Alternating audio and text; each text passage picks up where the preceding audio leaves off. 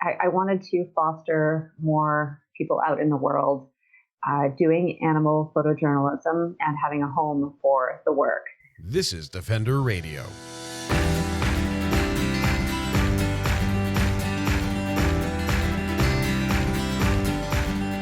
I'm Michael Howie, and this is Defender Radio, the podcast for wildlife advocates and animal lovers, brought to you by the Fur Bearers.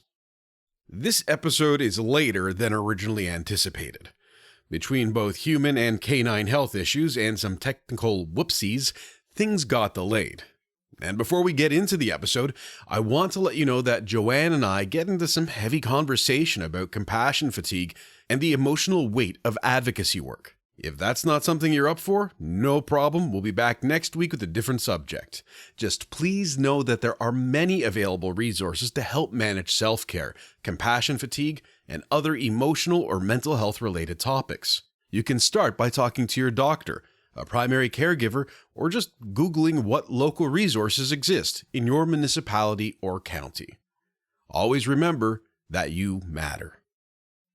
Now, let's get started with this week's episode. Photographs tell stories. Some of them are funny, some sad, some tragic, and some a mixture of many emotions. Regardless of what story is being told, photography has a way of getting to people when words have failed. And that's one of the reasons why We Animals media matters. Through a variety of storytelling methods, including founder JoAnne McArthur's incredible photography and photojournalism, We Animals Media is a home for a catalog accessible to traditional media, advocates, and everyone in between. It's also the site of some exciting new projects, like a We Animals Masterclass, book sales, mentorships, and, really, more than I can say in this short introduction. I was thrilled to chat with JoAnne about the history of We Animals, the current project she's developing with a growing team, and what the future holds for the world's premier animal advocacy storytellers. We've got a lot of different things to talk about. I'm going to start us at the beginning with We Animals. Let's just, we're going to get into a few elements of this. So Let's start with, how did We Animals come to be? How did Joe, the photojournalist, decide to start that project? Joe was not even a photojournalist at the time, so I was in love with photography, traveling around, saving up all my pennies to travel around and do stories. And I was looking at all sorts of stories and street photography, humanitarian work, but I had a profound regard for animals, not just for photography, just like an intense curiosity about the world. And I saw that there was immense injustice towards animals and an invisibility there. We use and abuse them every day, but they are beyond our line of sight. And so this turned into the We Animals Project, which was, a girl and her camera out in the world documenting all sorts of use of animals. And it has grown since then. Yes, it certainly has. There are movies, there are countless interviews, the We Animals Media Archive, according to my press release, has over 12,000 photos and films. It's remarkable how much you've accomplished. It really, really is. In addition to other projects such as Unbound. Is it Unbound or Unbounded? That's not Unbound. A word. Unbound. Okay. The Unbound Project. I was looking at it again today, and I knew it was Unbound something. Anyway, sorry. But that's a wonderful project, too. Oh, thank you. And it just all comes from a very strong drive to continue to do as much as I can for animals and for the people helping animals as well in a support role. All right, so let's talk now about the new project, and we'll circle back to some of these other ones as well, because I'd like to remind people that they are there because they really are worth checking out. So, We Animals Media, a new home for the stories of non-human animals. So, how did this come to be? Because this seems sort of like an extension of what you were doing originally, but taking it to the next level. Yeah, exactly. That's what it is. I wanted to foster more people out in the world doing animal photojournalism and having a home for the work. And I mentor a lot of people every month for years now. I mentor people. And they come to me and they say, how do I do what you do? Or I need advice on investigative work. I need advice on coping, this kind of thing. And I was hoping to, grow We Animals into We Animals Media, which is a small international media agency dedicated to telling the stories of animals. I was hoping it would be a build it and they will come situation. And that is what's happening. People are joining us as contributors. We have about a dozen contributors now in the photo, film, and writing capacities. And it's a huge endeavor, and it's taking a lot of building, relationship building, systems building. It's bigger than I thought it would be. And I've moved from role of photojournalist to role of director, manager. So I'm learning that as well. And we're going to give it our best. We're going to tell that many more stories that need to be told, not just of animal sentience, but as they overlap with environmental issues, human rights issues, women's stories. And I'm really going to give it my all. I have a really great team of strong, smart, passionate people, and we're going to give it our best. It looks great. And you've already got an array of stories on here. Some of them upsetting, some of them motivational, some of them inspirational. It's a nice mix, and I'm excited to see it grow, and what else you're able to accomplish with it. And that's very certainly, though, my experience in doing media stuff as well is you have a vision at the beginning of the day, and by the end of the day, you're going, oh crap, Yeah. What did I get myself into? Exactly. It's like, this is a monster. If you want to do it well, there are a lot of things that need to be put in place, even like legal contracts for all the people you're working with, keeping people safe, fundraising. I mean, my gosh, this is something that requires, like hundreds of thousands of dollars now for people's salaries and projects and flights and sound people and editing people. Mm-hmm. We're really, really grateful to the Open Philanthropy Project. So they are the reason we got this off the ground. They gave us a grant at the beginning of 2019 to build this and execute. And only as we began did we see just how many systems needed to be put in place to make this a well-oiled machine. Yeah, I don't know how you're managing it. It's so much stuff. And it does so many things too. Well, it does. Yeah, maybe too many things. We're still working on that. We have a great director of operations now. We have a full-time social media person. We're currently hiring a full-time comms person. We have an archivist, all sorts of things. So I really look forward to having all of these operations and systems built so that we can concentrate fully on just getting the stories out. And we have a lot in the pipeline. We're a bit bottlenecked there, but it's good. We just have a lot of work to roll out. I'm really excited about that. Now, something I'm very excited by, and I believe I had heard about this, and now I see that there is a button I can click, which I am going to do on Friday, for the We Animals Photography Masterclass. Yeah. I would love to hear more about this. I told you we had a lot on our plate. Mm-hmm. So, I mean, aside from bringing on contributors and all these different projects we do, as I said, I also mentor a lot of people, and I have for a long time. So what we decided to do is build a masterclass, and this is very much a catch word these days. It's popular. Mm-hmm. I get asked to give masterclass talks at conferences worldwide, and I mentor, and so we're like, okay, let's put together a series of episodes answering all of the questions that people ask me. Coming back to, again, how to take better images, how to do investigations, how to cope, what kind of gear do you shoot, what kind of lighting do you use? And so all of these popular questions are now in 8 episodes in this masterclass. And so we've just launched the advertising for that, and then it will be live at the end of September. And people can pay, I think, $35 right now to get access to those episodes. It equals about 2.5 hours of teaching. And there are also resources attached to that and homework after each episode. So you can, do the homework and get the most out of the masterclass by going out and taking pictures. That's awesome. Yeah. And soon we'll be implementing portfolio reviews for people to help improve their work. And next year we will also be launching a We Animals Media Fellowship, where we give bursaries basically and support to people who are doing films and photography. Incredible. You're building an empire, so to speak. Trying to. An Wish empire of kindness. Yeah. I mean, this is all in the service of animals and reducing suffering, reducing cruelty, all of those terrible things that are happening every second of every day around the world.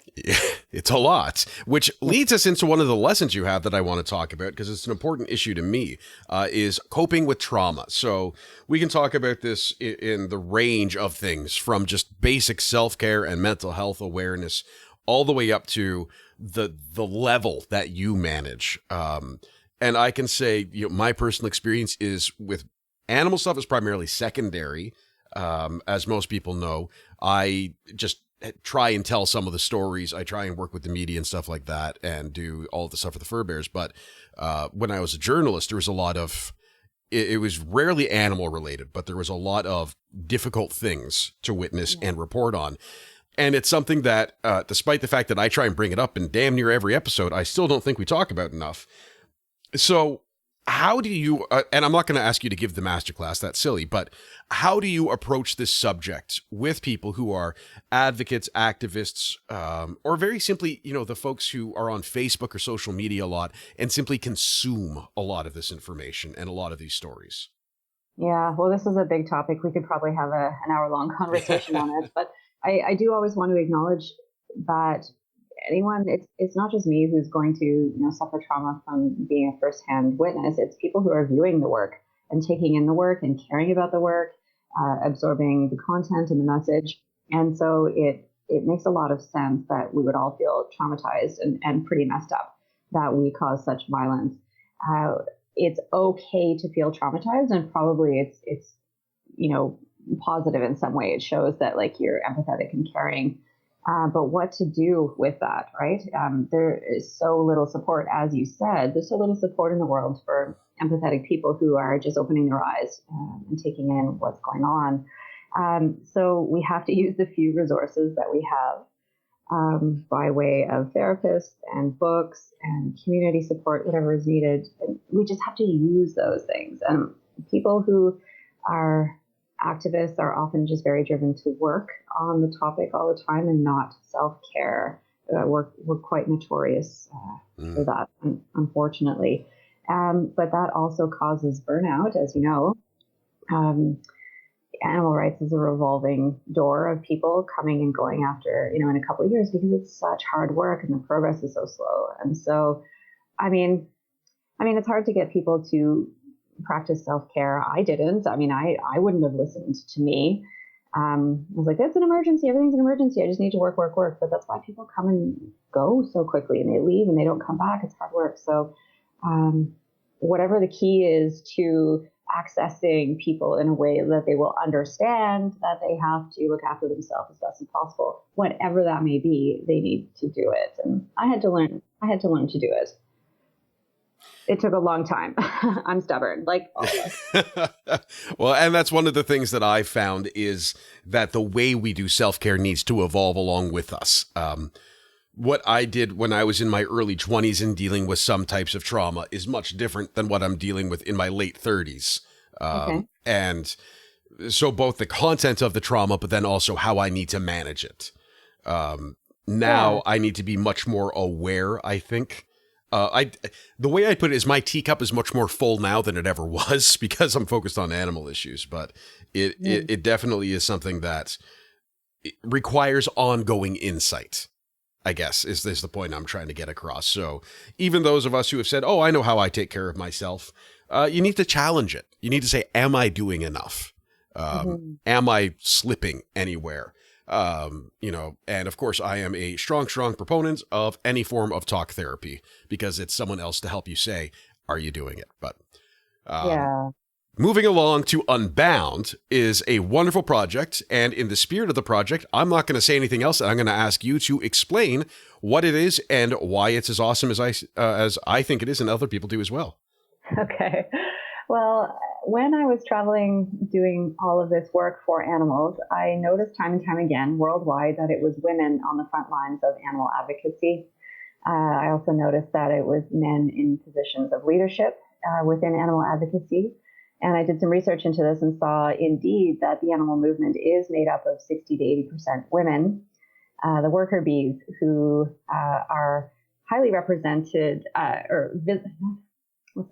women who are highly involved in the movement, but sort of less visible and underrepresented in positions of leadership. So I thought, okay, well, I want to celebrate the work of these women, and I want to give it a historical home, be it a book or a website, media visibility. And so I created the Unbound Project and then brought on a co-founder, Dr. Carrie Cronin, and then brought on a team to work on this project. And so we tell the stories of inspiring women, pioneering women, hardworking women worldwide who are changing the world for animals. And coming back to this thing about it being a historical project, women are so often written out of history. And I don't want that to happen in our movement, especially because their work is just so interesting and forward moving. And so that is the project. It's been going for a couple of years now. We'll probably wrap it in a year or two. I don't think it'll be in book format, which was the original plan. And the reason is that once we get to creating a book on these women, all of their stories have changed. Like we'd have to redo all of these interviews and redo all the photos. They look different too. And so I think its home is going to be long-term on that website. Awesome. Yeah. And you can scroll through. I'm scrolling through right now. You can use the arrow keys, which is just talking about the various systems you need in place for the other website. I know that's a challenge. Okay. Sorry, I'm babbling now. It's fine. No, it's okay. Everything's good. No, just so the arrow keys are helpful as opposed to the other site where we don't. That's not no. Sorry, right? that's not what I'm saying. It's one of those things that a photography site specifically may have, whereas a media site may not. It's another one of the little differences. Okay. It's of no consequence either way. I like the sound of my voice. We all know that. Something else I want to talk about, which is late now. But you did win the Wildlife Photographer of the Year People's Choice Award for a photo that I think everyone who's familiar with your work will recognize. Yeah. And I just wanted to give a moment to that because it is, to me, a profound photo. And some of your photos stick in my head. And I'm sure this is true of many other people. And I think I probably said this to you before. Because it does tell such a powerful story. And this one is one of those photos that in every element of it is telling a story.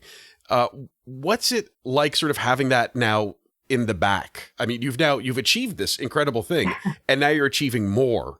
So what's it like to sort of have all of that? It's like, yep, I did that. This is this incredible photo. And now I'm on to the next thing, which you're also going to succeed at.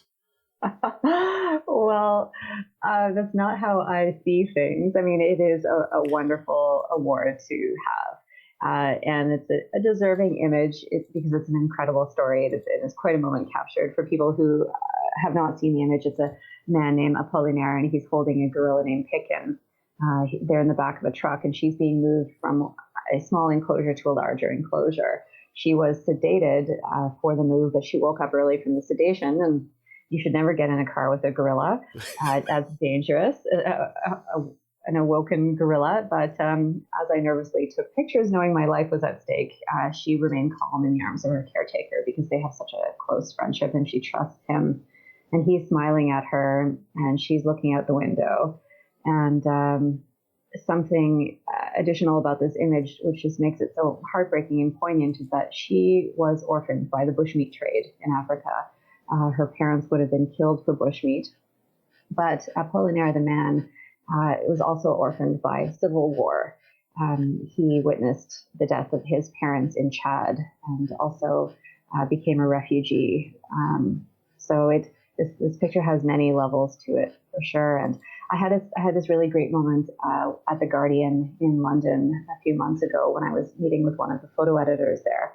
And we went to her desk and she had that picture. It was only one picture taped up at her desk. And I think it was a picture of her dog and that picture. And I said, oh my gosh, you have my picture up. And she said, this picture for me is like hope for all of humanity. That's why I have it here. It's like the best picture. I was really honored. But it does move people and it gives people hope. And my work is just so damn awful most of the time because it's investigative in nature and it's exposing horrible, cruel truths that are happening beyond the spotlight. So this image is a nice image for people to rest on and to feel something different. Well, and it's got to be a positive for you to know that as well, that you can cause that emotion. And that's something I've been trying to be cognizant of, is the impact we have as individuals through what we do. And I can say when I see that picture, it does bring me a feeling of hope. It makes me feel lighter. It makes me smile because it is so genuine and pure and wonderful. I encourage everyone to look it up. It's just so wonderful. But at the same time, some of your other images, as I was saying, they stick with me, and I'm sure they do with many others. And it's certainly in Captive, some of those photos, I think, because it's got the contrast. And in regards to Captive and all the other harder images, relational to the big win of the hopeful image of Apollinaire and Picken, that winning that image gave me a much bigger platform to talk about all the other animals. Mm-hmm. We are, quite comfortable looking at gorillas and charismatic megafauna and pets, etc., but we're not comfortable looking at the animals who we eat and where. And so because I was doing so many interviews and media around that film, I was able to talk about, all of the work that I do, which is really, really important. It's actually important to win awards in, wildlife journalism or any kind of photo awards because it gives you additional platform and visibility for your work. And for me, the stories I really, really want to get out there are not, for me, the gorilla stories, because a lot of people are focusing on that. It is, the stories of the chickens and the pigs. And yeah. So for me, that was the main bonus to winning that award. I had a question. Now it's gone. That happens. Yeah. Journalists, I've had a big shtick for a long time about media sensationalism. One of the issues for journalists, and I should say more specifically, one of the issues for editors and pagination editors is finding imagery to go with stories. So for me, frequently I'm going to stock photo websites. We do work with some photographers who do wildlife photos, but with the sheer volume of content we create, I need to be able to quickly say, I need a black bear that fits these dimensions to go with this article, just right quick. And that's often the case, but We Animals Media is creating an opportunity to start shifting that. Is this something that you're considering? And I'm thinking about this as I'm looking at some of the images from Captive, because they tell such stories. And all of your photos do. And I think this one, though, it's the contrast still grabs me. Anyway, I'm going to talk about how great your photos are the entire time if we don't keep going. So, well, I mean, you said a lot of things there, but I wanted to circle back to a specific question that I can answer. Yeah, that's probably best. You just take the reins now. You talked about, being able to access images, and we have built our archive with 12,000 images and videos, but the archive is glitchy. When we built it, it was developed because I was like, oh shit, we need a place to put all of my work so that it's not sitting on hard drives. And so we built something quite basic, but we can't capture the data we need, and it's not as user friendly as we'd like. So we're in the process of finding a different platform and constructing something new so that this is a kick-ass archive, the kind that any editor can quickly use as opposed to laboriously use. So that's also one of our, the big project for this year. Regarding, I had a question that's gone again. I'm circling around something and it's not coming to me. Well, you were talking about Captive. You brought up Captive a few times. Well, so one of the reasons I'm really looking at Captive, too, and thinking about it currently as we go through this is my little brother is getting into wildlife photography, and he's got a very good natural eye for it. It was really impressive what he's been able to capture, doing a lot of bird photography and wildlife stuff like that. Yeah. And trying to talk to him about storytelling in photography. And I genuinely, Captive tells such strong stories because it's not just look at this animal, it's look at this situation. And I'm trying to think of how to incorporate that too into what I do with writing about, because I'm a writer primarily. So how do I incorporate what you're able to do into what I do? And I'm not paying any attention to this interview anymore. No, this is good, because what you're pointing out is that yes, I'm an animal photographer, and like I photograph animals, and you write about animals and animal situations, but we have created those situations for animals. And that is why you see us in all of my animal images. And it's one of the reasons the project is called We Animals, is because this is a look at our behaviors, the constructs we have created to confine animals. And so in every single of my animal images, they are not portraits. They are a look at systems and our fingerprints on every aspect of their lives. So you see the cages, you see the chains, you see people, ignoring the animal right in front of them and taking selfies because it's all about us. It's about us, and it's about our needs and wants, and it's not about them, which is why I found the Captive book interesting to do, because I talk about invisible animals, but these are not invisible. They are in plain view. And yet they themselves as individuals still remain invisible because we're just not considering them. When we go to a zoo or an aquarium, we are considering, our day at the park with our kids, having ice cream, taking selfies, having a good time. And so that is one of the things I was trying to capture in that book. Well, and I think one of the reasons it's hitting me right now, and I'm going to be overly emotional and open, is Good. Yesterday we did a whole series of media on the raccoon who was caught in a conibear trap in Langley City, BC. And I did several interviews with, what it's like, you do 10 in 20 minutes. And then later in the day, after I said, I'm done for the day, I'm going for my run, I'm doing all of these things. And I talked with Michelle Morton from Daily Hive. And she asked a question no one else did. And that is, what is your reaction to seeing this situation? And there's a photo, and this was Critter Care Wildlife Society brought in this raccoon. And without going into gruesome details, there's a photo of the raccoon, juvenile male, at the back of a carrier with his paws in a conibear trap, and a look of it's confusion and it's fear.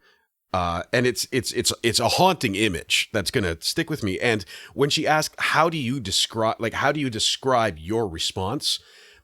The way these pictures make me feel is my response to that. And I can't quite verbalize it yet, but it is seeing this, there's a desperation, there's a devastation of spirit. And it's very difficult to, again, to verbalize, which is frustrating as all hell for me, because that's my job. And it's just looking at these, I think that's part of what's really drawing my focus away from everything else and onto them, that's the image, right? That's the feeling. So there you go. I should just send these around. Like, this has nothing to do with a raccoon, but you got to look at these pictures. Oh, yeah. For me, when I look at those images, my response is very physical and visceral. Yeah. And when we are empathetic people, that just happens, right? It just, like, the shot of adrenaline comes up through my whole body, and I just desperately want to help or support the people helping. And if I'm feeling that way, I mean, imagine how that individual is feeling. And I'm always very aware of, that's one story and one individual, and all individuals matter, but like multiply that by billions every day, which I think is why I work so hard. Yeah. And coming back to coping and working hard, for me, I find catharsis in action. And that is probably why I'm compelled to just keep building and moving forward. because if I was not doing enough with these images and the things that I see, I'd just be hopeless and traumatized. And it just feels good to try and fix things. It feels good to problem solve. And so, yeah. Yeah, that's very true too. And I certainly have this weird sense of accomplishment when I do a good job at an article or an essay or something, because the cause of that article or essay or whatever. So, well, now that we've let people know what it's like in the joy of working as a full-time animal advocate, how do people get involved? There's a lot going on with We Animals and with JoAnne McArthur, photographer. So let's break down. I'm going to see if I have a little list here of the different things. I think I've got them open in different windows. So We Animals Media, Photography Masterclass, purchase access now available, which I'm going to do on Friday. Yes, it is. Perfect. And we're going to send it. I actually texted someone while we were talking about this. Multitasking. Okay. Which is maybe why I forgot what I was doing. Who knows? Professionalism can't be measured, right? So, We Animals, people who want to support this project can. What are the ways they can do that? Thank you. People can support us financially. Of course, that's the big one. It costs a lot of money, for all the boring stuff like salaries and all the operational costs. But, the quote unquote sexier stuff, hate to put it that way. I mean, those are really real costs as well, like getting us in the field, out there day after day and, paying for camera fixes and flights and that kind of thing. So, and donating Aeroplan miles. That's a big one as well. That really, really helps us out. People can share our work. I mean, that's what it's out there in the world for. People can refer people to the We Animals archive. That's also what it's there for. Our work is out there in the world to be shared and used. And we want the archive eventually to be a go-to for anyone who's looking for animal images of all kinds. So that's a start. We also have lots of people writing to us right now asking how they can be a contributor. So we're a bit backlogged there, but we absolutely welcome these queries and submissions because we want to have a great big team of people we can work with worldwide. Yep. And I'm just checking. There is, I don't recall. I know I looked at this when you launched. There is a spot on the website for people who are interested in contributing with what they need to provide as well, which I know, being a former editor, if people can follow those requirements, makes life significantly easier because then you're not chasing and asking questions. You can just look at the work. Sorry, go ahead. There's also a section at the bottom of the site, resources. And on social media, especially, people say, well, how can I help animals? So we like to direct people to beautiful. Resources. There are books listed, organizations, films, things that will help people along on their path. And when people ask me, what can they do? I always say, well, what are you good at and what do you like doing? Just because you've seen someone leafleting or being a photographer doesn't mean you have to aim for those things. I mean, we need animal rights lawyers, we need animals, neuroscientists, we need philanthropists. And so there's so much we can do. So I always suggest people, employ their particular set of skills, web developing, design, like the sky's the limit on behalf of animals. Yeah, so there's a section on the site for links and resources, but also a section called How to Help Animals. Yeah, that's great. I love that. And it's lots of different types of things too. And that's certainly something, and this is curious for the artist side of you that I have read about more recently on my path of self-discovery and other really annoying sounding hipster things. The concept that just because you're not immediately good at something, for example, photography, writing, painting, is not a reason to not do it. And embracing that concept has actually been huge in my self-care, as well as my openness to trying new things in terms of storytelling. So that's just something that popped into my head that I thought was maybe worth adding to that. Yeah, challenging ourselves can be very rewarding. It's just always painful in the beginning, painful and intimidating. Mhm. But, you always have to learn something to get good at it and be open to critique, which we photographers tend to be a little bit bad at. He can't be as good as the actors who don't like notes, though. Yeah, It can't be as good or as bad as. Sorry. can't be as bad as the act. Yeah, that's a like emotionally devastating thing to watch happen. Those divas. Yeah. And people who are interested in your ongoing work, who want to find out more about your books, about your galleries, things like that, what's the best place for them to go? Well, it's also the website. So it is a busy website. It's reanimalsmedia.org. And I really want to draw people's attention to the galleries because like most things that you want to find out about, be it poaching or rattlesnake roundups or pig farming or fish farming, that kind of thing, we have galleries. We have information there, but we have galleries as well. And I would say the best of our best images are there. I think that answered half your question, though. It works. The other one was the books, which I see are also on the same sub-menu as the photo gallery. So it's our work, and then there's buy books. And there's going to be a third book. Ooh, we're going to have to do that one too. Because we're just not busy enough here at We Animals Media. You should probably just spend some time developing an app to go along with all of this too. You're actually right. Yeah. This is actually what we need to do. Oh, really? I was being funny and not succeeding. No, we need apps.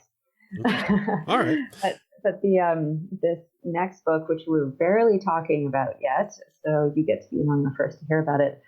The working title is Animals in the Anthropocene. The Anthropocene is the proposed geological name for the current era of human domination. We are a geological force now with climate change, etc. So that's Anthropocene. Working title Animals in the Anthropocene is not just my work. I am an editor and I have a co-editor on this. And it is an unflinching look at our animal use worldwide. And coming back to being historically focused in my work, like with the Unbound Project, for example, we want to give images a historical home, a longer lasting home, not so that they're just not, breezing by in the newspapers and in media and in social media. That's why I think it's important to create books. And this is going to be a monster book, probably a 5-pounder. And again, an unflinching look at our uses of animals worldwide. It's not a book of happy endings. It's not a book that everyone is going to want to buy other people for Christmas, but it will be a talking piece, probably fairly limited edition. I mean, probably under 1,000 copies. I mean, unless it does super, super well. But it's because these stories and these images need a home. And so far, we have about a dozen contributors. So again, it's not my work. It is the work of what I and my editor perceive to be the best animal advocacy photojournalists worldwide. Wow. Yeah. Well, I can say I used to love getting anthologies of things like Pulitzer Prize winners, essays, the best true crime of the year, things like that. As a writer, I love to. As a photographer or an animal lover, I'm certain this will also be of wonderful significance.